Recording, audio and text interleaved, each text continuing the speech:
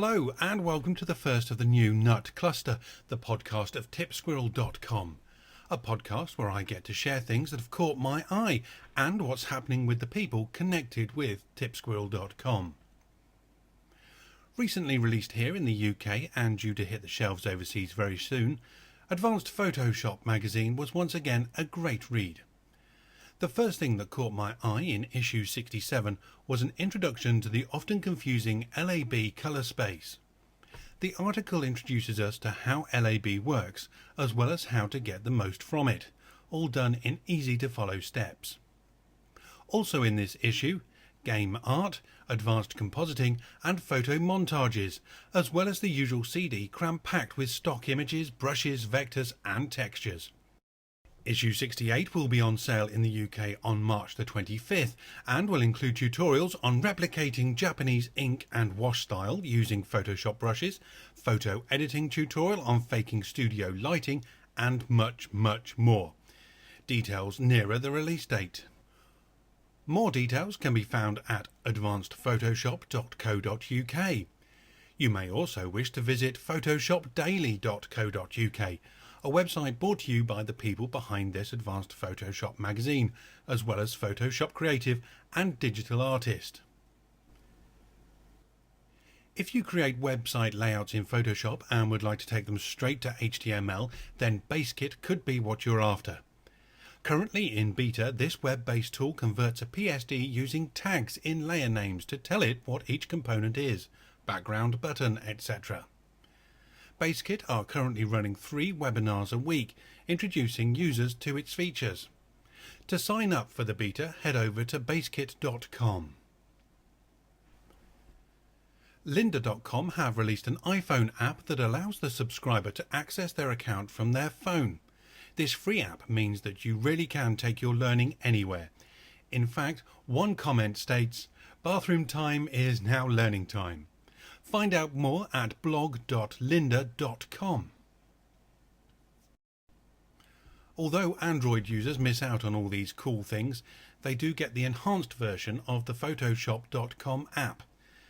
The update allows other applications to call on the Photoshop application, something the iPhone isn't capable of doing. The app can be downloaded from the Android market. More details about this can be found at mobile.photoshop.com. Fancy drooling over your keyboard? Then take a look at this. This is the newly released Wacom Cintiq 21 UX, retailing for $1,999. That's about £1,300 or roughly about €1,500. The Cintiq range allows the user to work directly on the screen, and this new model features advanced pen technology that, according to their website, Wacom's new tip sensor Cintiq 21 UX now captures the slightest nuance of pen pressure, starting with as little as a single gram of force. If you use the Bamboo or Intuos Wacom tablet, however, then you may be interested in a recent screencast from A Little Photoshop. Stuart's tutorials have been a mainstay of my own tip diet for some time, and in this video he makes a change from his usual Photoshop and photography tips to give us the benefit of his experience with a tablet. Visit alittle.photoshop.com for more. The one thing I get asked more than any other is which is better, Lightroom or Bridge? So I asked friend of TipSquirrel.com, AJ Wood, to answer that very question. If you're wondering, then visit tipsquirrel.com and click AJ Wood in the top right. You'll see all the articles AJ has written, including Lightroom versus Bridge. AJ is the founder and president of Media Cats, based in Dallas. Media Cats was recognized in 2008 as the #1 Adobe authorized training center worldwide.